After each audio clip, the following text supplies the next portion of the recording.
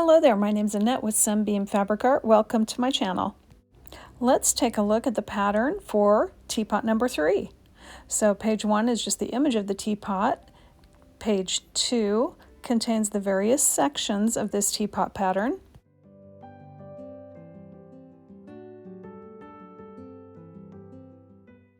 The rest of the pages are the actual pattern pieces.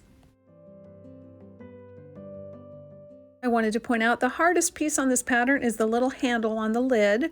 If you want to make that handle just one piece of fabric instead of a bunch of pieces of fabric, that is perfectly fine. Here's where it fits into the teapot. You could just make that one piece of whatever color you're using.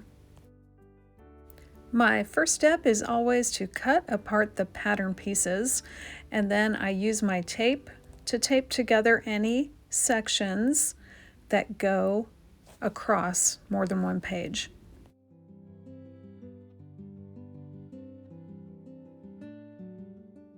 Teapot number 3 has several of the pieces, the sections that go across more than one page. So let's take a look at what I do to join these. The pattern prints a straight line to show you where these two pieces should overlap. I like to cut a little zigzag across this line, so I'm going back and forth across that joining line. Now to join the two parts of this section together, I'm holding that piece with the zigzag lines on top of the other piece, and I can match up that line that joins these two pieces of the same section.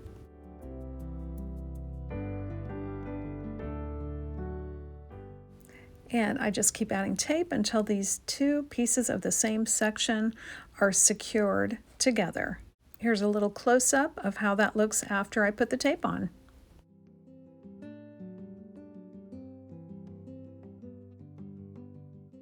Once I've completed cutting out all the sections and attaching ones that go together, it's time to think about fabric. Now, I know that some of you will probably not like my fabric choices for this teapot. I am using a metallic silvery gold fabric for the teapot itself, a little black for the handle, and a gray fabric for the background. Now you can see the teapot and the background are kind of going to be similar tones, but I'm doing that on purpose. Since I am choosing to do that little black strip on the handle of my teapot lid, I need several little pieces of black, and they're not very big, so I am just eyeballing these and cutting out some little strips that are about 1 inch wide and 1 inch long.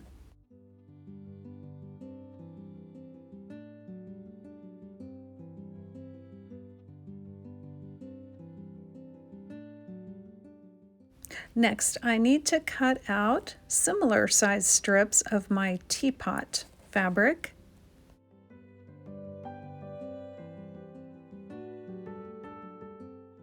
I need only very small pieces for this little handle.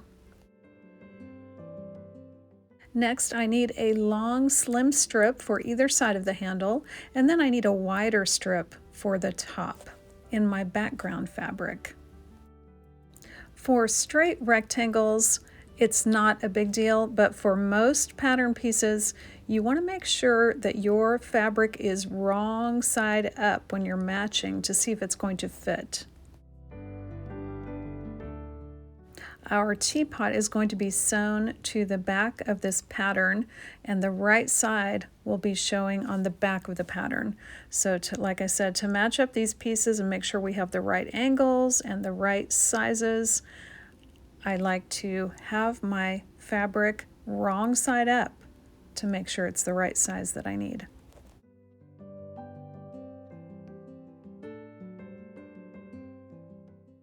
This teapot 3 doesn't have a lot of sections.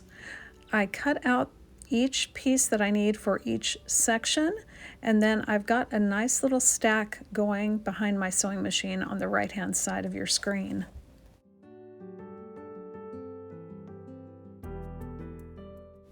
I'm going to get started here by choosing one section to assemble first, and I'll take you through that section slowly.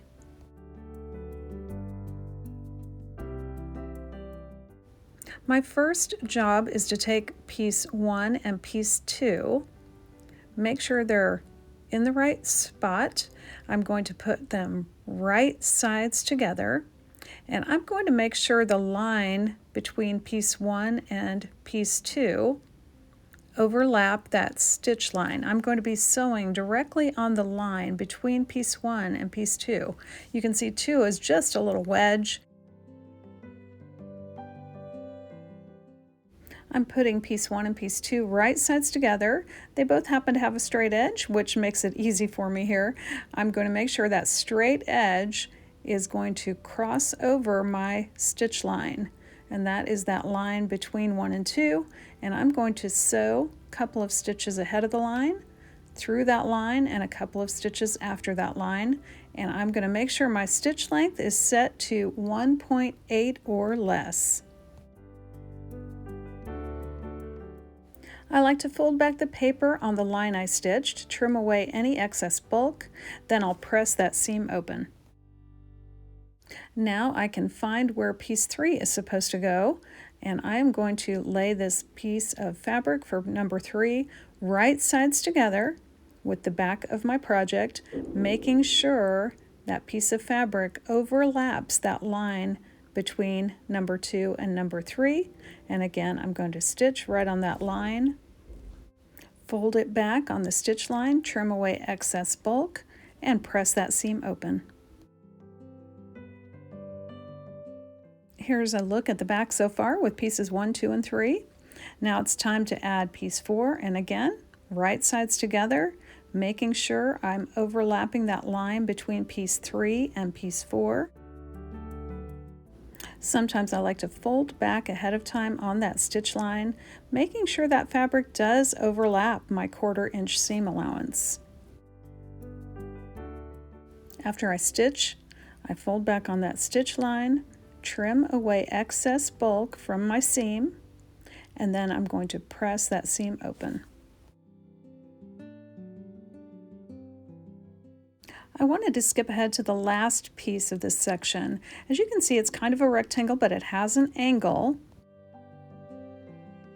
When I place this fabric wrong side up on top of my pattern, you can see I cut a little angle. The angle matches the angle of my pattern, and I still have plenty of overlap.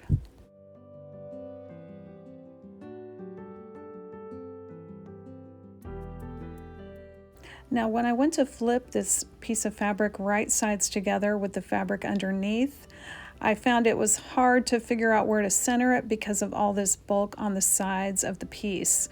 So I cut off those side pieces of excess fabric, and then I was able to see exactly how to center this piece of fabric.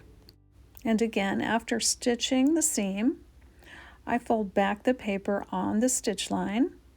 I trim away the excess bulk from the seam. Then I press my seam open. Here's a look at that finished piece. It has not been trimmed all the way yet, but here is where it goes in the pattern. It's that upper part of the handle. Now I went ahead and assembled all these sections. I did want to show you this teapot lid. You can see sewing all these seams so close together, it is very, very bulky. My paper tends to come apart, so you can just put a piece of tape on top of there to hold it together. Trimming the sections is pretty easy. For the large pieces, I use a ruler and a rotary cutter. This makes it easier, it keeps it from flopping around. Many of the pattern pieces will have little notches on corners, and you want to go ahead and cut those notches. That makes it easier to match up sections with other sections.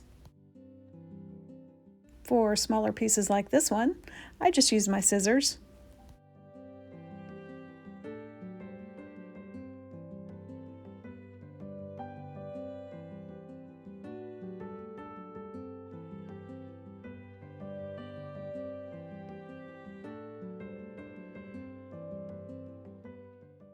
Once all the pieces are trimmed down properly, it's time to assemble this teapot. Using the pictures on page 1 and 2, I like to lay out all my pieces together just to make sure I really understand what I'm doing, what goes with what, and what order I need to sew these in. So I like to take a look at my pattern and see where things need to match up. For example, this teapot handle needs to match up. So I'm going to be using my clips to hold these two sections together. Then I will open this up, make sure it looks okay. Then I will go to the sewing machine and sew this seam.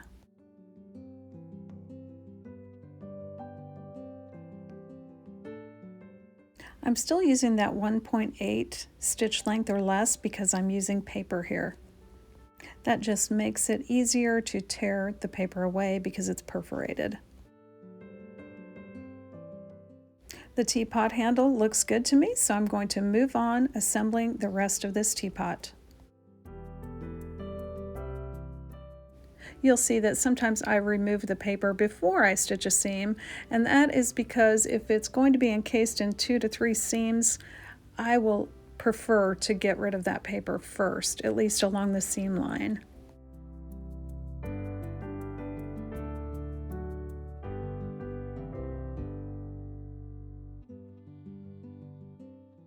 And the very last step in getting this teapot together is sewing the handle section together with the rest of the teapot.